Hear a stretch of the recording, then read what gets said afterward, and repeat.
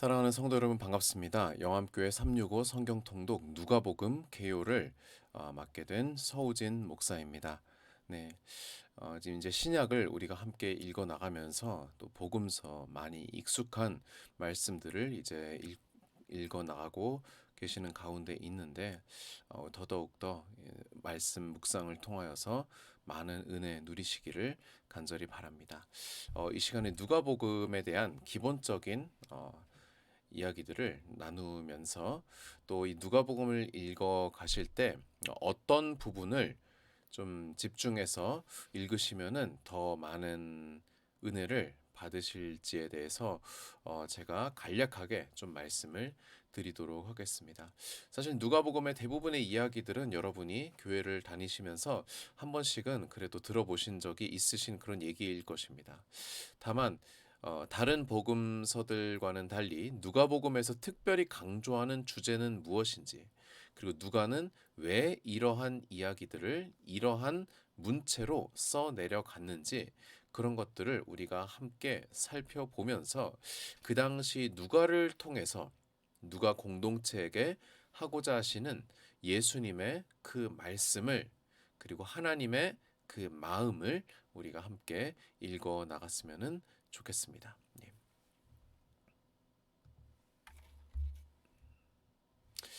이 누가복음의 저자를 보게 되면은 우리가 잘 아는 바와 같이 누가복음의 저자는 우리가 누가로 알고 있습니다. 예.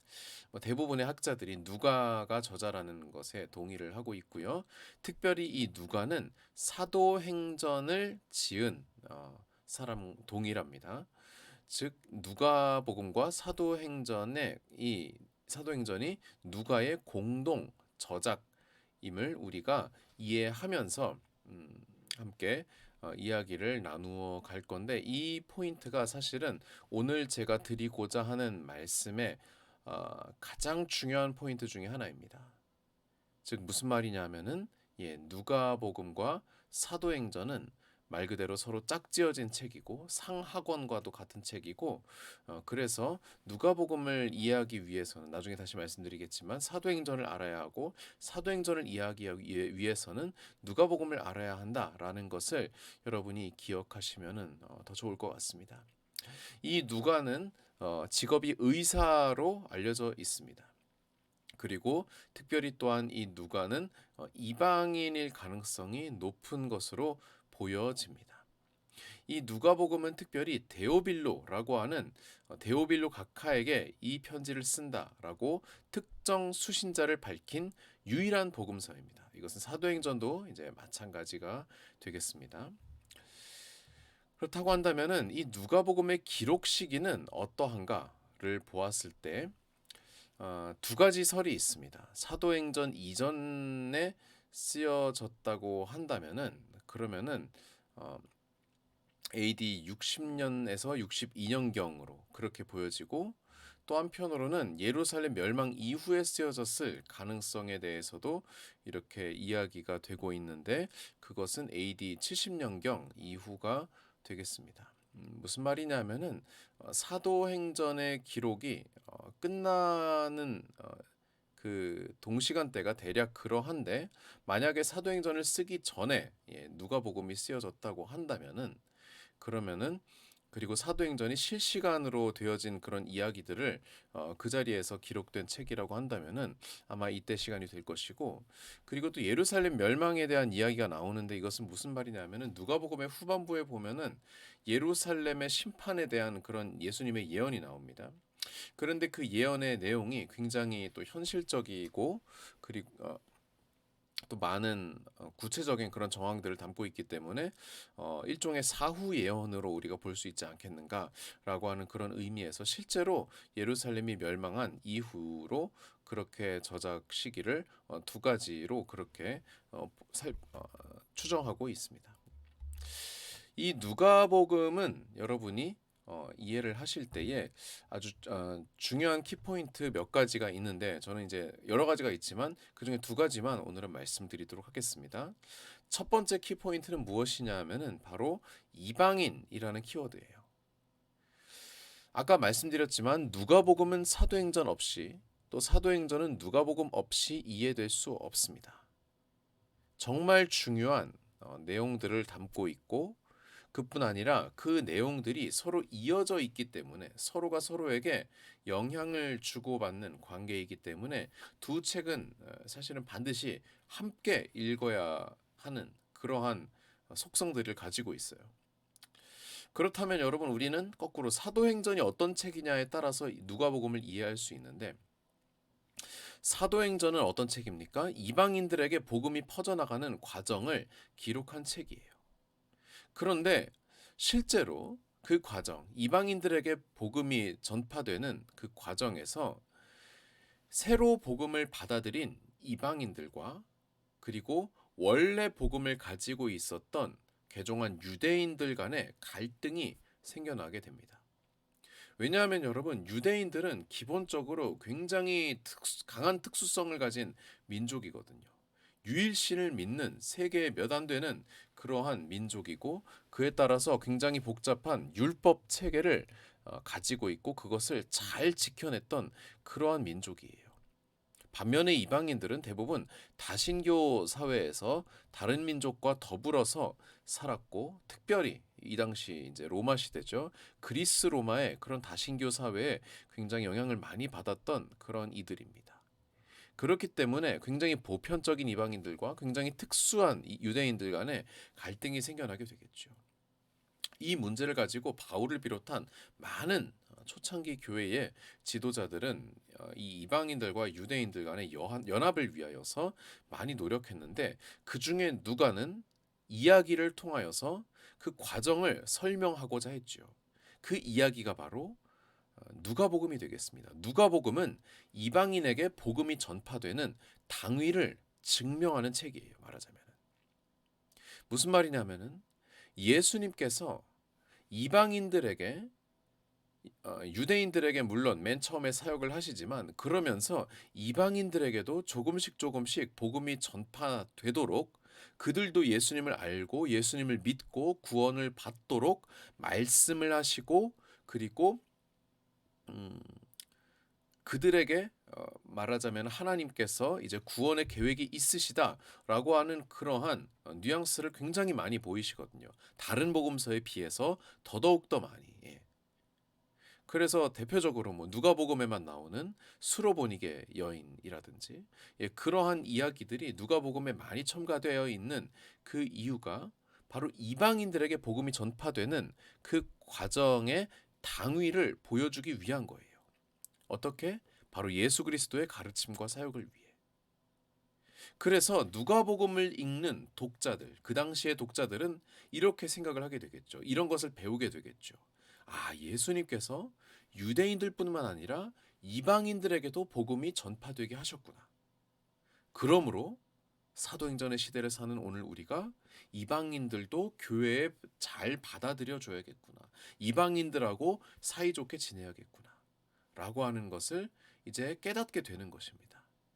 그렇게 함으로써 이 글을 읽는 유대인들도 그렇고 이방인들도 그렇고 아, 예수 그리스도의 사역은 이방인을 위한 사역이었구나.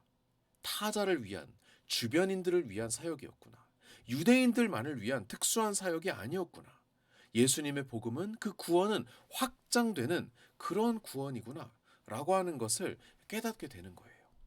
그것이 누가복음을 쓴 가장 중요한 목적 중에 하나입니다. 그래서 이 이방인이라고 하는 그 키워드를 여러분이 통독을 하시면서 계속 묵상을 해 나가시면은 더 많은 것을 발견하시게 될 거예요.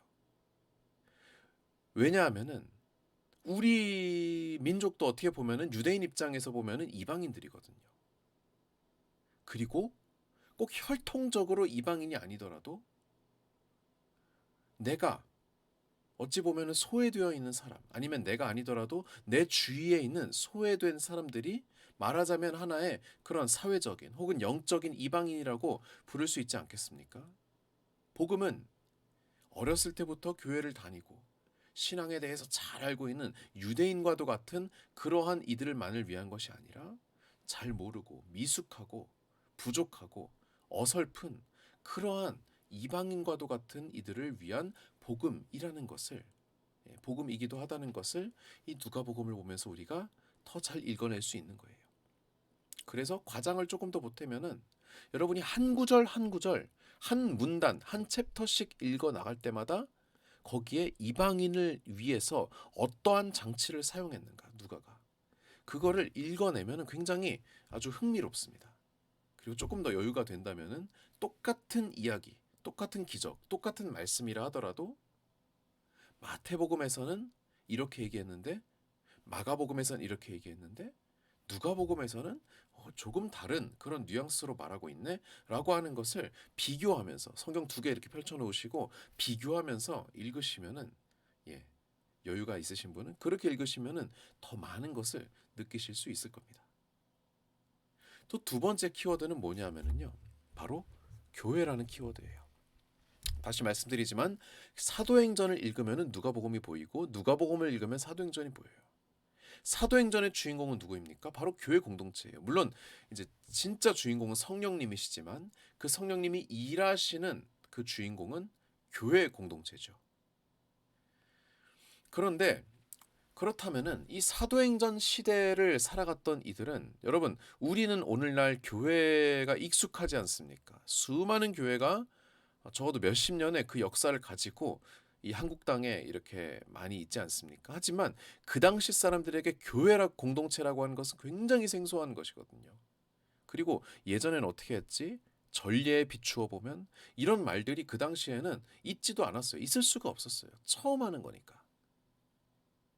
그렇기 때문에 사도행전의 교회들은 그 교회의 원형을, 그 가치와 비전을 어디에서 찾아야 할지 헷갈렸을 법하거든요. 이런 상황에선 어떻게 해야 되지?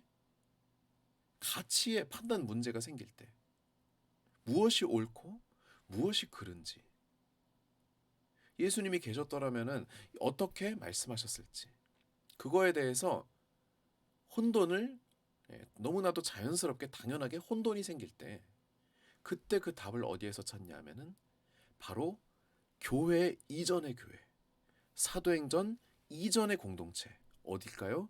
바로 누가복음에서 나타나는 복음서 시대에 있던 예수 그리스도와 제자 공동체에서 찾는 거예요. 다른 말로 하면은 예수의 가르침이 바로 교회의 가르침이고, 예수의 사역이 교회의 사역이고, 예수의 정신이 교회의 정신이라는 것입니다. 그래서 교회에서 어떻게 가르쳐야 하나, 무엇을 가르쳐야 하나 고민될 때 뭘 보면 돼요? 예수님의 가르침이 어떠했는지를 보면 됩니다. 교회가 어떠한 사역을 했는지, 어떠한 사역을 해야 하는지, 교회의 책임, 의무가 무엇인지 그것이 궁금하면은 무엇을 보면 됩니까? 예수님께서 어떠한 사역을 하셨는지 그걸 보면 되는 거예요. 그래서 예수님이 어떤 사역을 하셨어요? 가르치시고 고치시고 치유하시는, 그리고 복음을 전파하시는 사역을 하셨잖아요. 교회도 똑같이 하면 되는 거예요. 물론 예수님과 같은 그러한 탁월한 능력은 없을지라도 우리에게 주신 그 달란트, 그리고 성령님께서 주신 은사로 그렇게 하면 되는 거예요. 교회는 어떠한 가치관을 가져야 하는가? 교회는 어떠한 정신, 비전을 가져야 하는가? 그것이 궁금할 때는 예수님의 가치관, 예수님께서 선포하신 하나님 나라의 비전이 무엇인지 그거를 보면 되는 거예요. 그래서 그 당시 사도행전의 시대에 누가가 활동했던, 바울이 활동했던 그 시대에 교회가 나아갈 방향이 무엇인지 헷갈렸던, 정말 모르겠었던 그 시대에 그들은 그 북극성을, 그 등대의 방향을 어디로 정했습니까? 바로 예수 그리스도로 정했다는 거예요. 그리고 누가는 그것을 알려주기 위해 예수님을 기준으로 삼고 싶은데 예수님이 무슨 말씀을 하셨는지, 어떠한 사역을 하셨는지 모르면 소용이 없잖아요. 그래서 그거를 아주 알기 쉽게, 누가복음은 굉장히 글솜씨가 좋았던 사람이에요. 예. 여러분이 누가복음을 읽으면 아시겠지만 그 내러티브, 그 이야기가 너무 재밌어요. 누가복음은 실제로. 그거를 읽어 내려가면서 예수님은 이런 분이시구나. 우리도 이렇게 살아야겠다. 예수님 이런 말씀하셨구나. 우리도 이런 말씀을 선포해야겠다. 예수님이 이런 사역을 하셨구나. 우리도 이런 사역을 해야겠다. 라고 교회의 정체성을 예수 그리스도를 통해 우리가 찾아가는 겁니다. 그렇게 해서 다음과 같은 도식이 이제 성립이 됩니다. 저는 이제 누가복음의 그 핵심 키워드를 이제는 아까 이방인 그리고 교회 말씀드렸는데 이거를 한마디로 하면은 예수 그리스도의 온 백성 만민을 위한 교회. 이 온 백성이라고 하는 것은 이방인과 유대인을 포함하는 내용이죠. 예수 그리스도를 중심으로 모든 사람을 위한 온 백성을 위한 교회라고 하는 것이 이 누가복음 그리고 좀 더 나아가면 사도행전의 공통 주제이기도 합니다.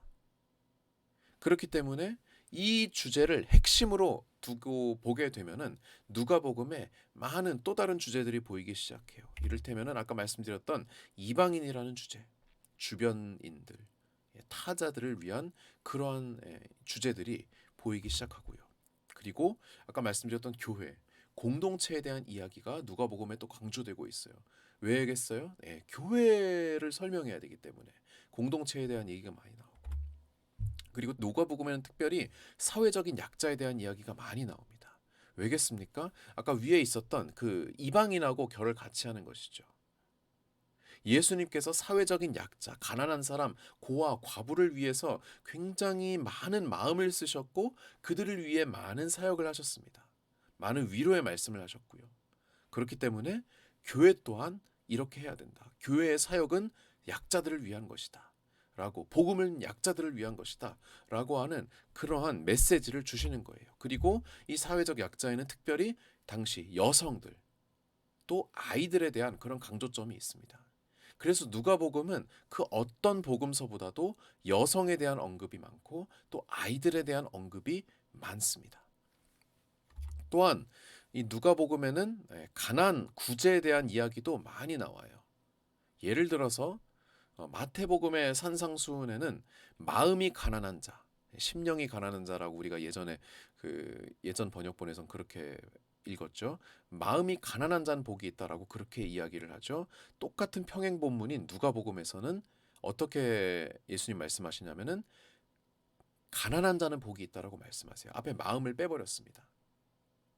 예수님께서 이제 물론 마음이 가난한 자도 복이 있고 물질적으로 가난한 자도 복이 있다. 우리가 양쪽으로 이제 읽으면서 해석을 해야겠지만 중요한 것은 무엇이냐? 가난한 자, 그냥 물질적으로 가난한 자 자체가 복이 있다라고 예수님께서 말씀하시는 거예요. 부유한 자는 화가 있다라고 그렇게 말씀하신 거예요. 왜요? 그것이 하나님의 가르침이기 때문에. 그리고 교회는 그것을 본받아서 가난한 자를 위한 약자들을 위한 구제 사업을 더 힘써서 해야 한다는 그런 비전을 심어주는 겁니다. 나아가서 또한 누가복음에는 기도, 찬양에 대한 이야기가 많이 나와요. 여러분 왜일까요? 교회에서 하는 것이 뭐겠습니까? 예배드리고 기도하고 찬양하는 것이 교회 공동체에 굉장히 중요한 그러한 사역이잖아요. 예배 사역이잖아요. 그래서 누가복음에도 예수님께서 기도하신 이야기, 예수님께서 혹은 제자들이 찬양한 이야기가 중간중간에 깨알같이 그렇게 들어가 있습니다. 또한 특별히 누가복음에는 성령이 강조돼요. 다른 복음서보다도 훨씬 더 성령에 대한 이야기가 많이 나옵니다. 왜요? 예수님 누가복음의 주인공은 예수님이지만 뒤이은 사도행전에는 주인공이 성령님으로 바톤 터치가 되거든요. 그래서 누가복음에서 일종의 그런 예고편을 준 거예요. 성령님에 대한 얘기를 예수님께서 일부러 많이 하시면서 사도행전의 독자들이 사도행전 시대의 사람들이 지금 우리에게 계신 성령님은 그냥 갑자기 나타나신 분이 아니라 예수님께서 미리 우리에게 알려주신 분이구나라고 하는 것을 깨닫도록 그래서 교회의 성령 사역이 더 힘을 얻도록 그렇게 이어준 장치들이 이렇게 다 많이 있는 겁니다. 이런 키워드들을 여러분이 다시 한번 보시면서 이 누가복음을 읽어 내려가시면 더 큰 은혜를 받으실 거예요. 마지막으로 누가복음의 구조를 좀 살펴보겠습니다. 이것은 여러분이 한번 이렇게 쭉 한번 읽어보시면 좋을 것 같습니다. 1장부터 4장 초반까지는 인자, 누가복음에서는 특별히 예수님을 인자라고 많이 표현하는데 그 인자에 대한 소개가 그렇게 나오고요. 또 2부에서는 인자의 사역, 4장에서 이제 9장까지 인자의 사역에 대해서 나오고 3부 9장 후반에서 19장까지 이제 배척당하는 인자. 예수님께서 점점 더 그 사역이 이제 대제사장들과 종교 지도자들에게 배척을 당하는 그런 이야기가 나오고 마지막 19장부터 24장까지 순환과 또 부활에 대한 이야기가 이어져 있습니다. 이런 여러 가지 이야기들을 여러분이 한번 이렇게 쭉 읽어 가시면서 누가복음의 아까 말씀드렸던 키워드들 교회 그리고 이방인 예수 그리스도의 온 백성을 위한 공동체 교회 공동체 그거를 여러분이 품으시면서 그렇게 이 누가복음의 24장을 한번 여러분이 읽으시며 많은 은혜를 받으시기 바랍니다. 네. 오늘의 누가복음 개요는 이것으로 마무리하겠습니다. 계속해서 여러분 성경 통독을 하면서 많은 은혜를 누리시고 그리고 하나님의 말씀을 경청하고 그 말씀으로 힘을 얻으시기를 주님의 이름으로 바라고 축복하고 축원하고 기도합니다. 감사드립니다.